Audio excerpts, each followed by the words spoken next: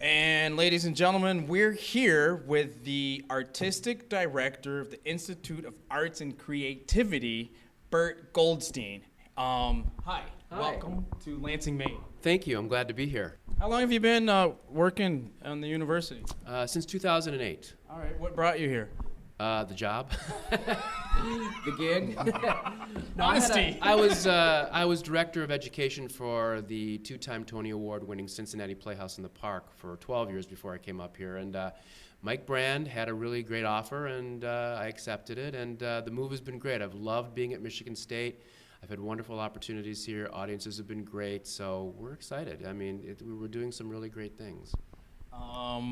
What is one of your favorite things that you like to do when you're not working on this? If you're off by yourself and you need to re-energize yourself, what does Bert like to do? Cyclist. Oh, really? I get on my bike. In fact, I got biking buddies here at Wharton Center, and in the summer and the nicer weather, once or twice a week, we get out and ride, and then we go have a beer.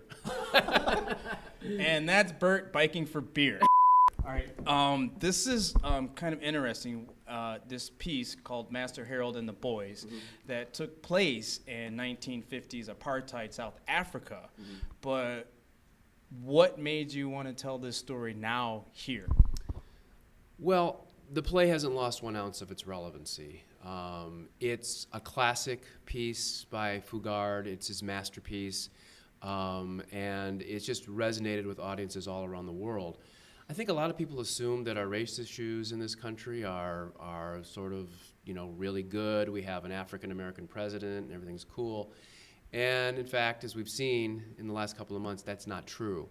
So I think it's important to bring this play in at this time so people can re-examine their feelings about race and prejudice and the relationships between people of different backgrounds. I don't mean to set you up in a negative sense, but sometimes when I see pieces like this and I look at the audience, it becomes a situation where you're basically preaching to the choir, so people that have the similar ideas are going to be driven to see these kind of things.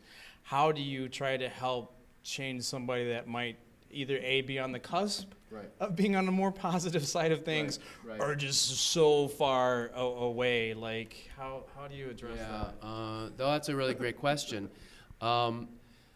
We are doing 3 high school matinees for this, and then when they perform on the road, they'll be performing to high school students. Very influential group, or a group that we really want to influence.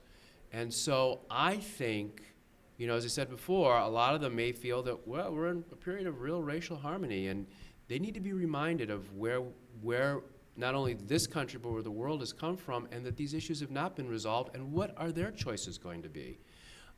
Yes, we're going to have patrons in the house who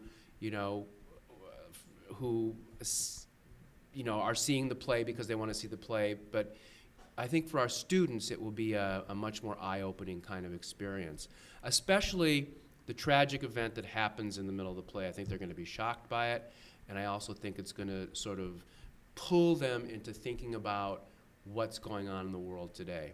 And I think hopefully our teachers will also guide them in that. Thanks for spending some time with Lansing Maid. I appreciate it. I appreciate it. Good to see you. All right, good to see you. All right, that's Lansing Maid and Biking with Bert for beer. Master Harold and the Boys will be at Passant Theater January 30th and January 31st. Check it. All right.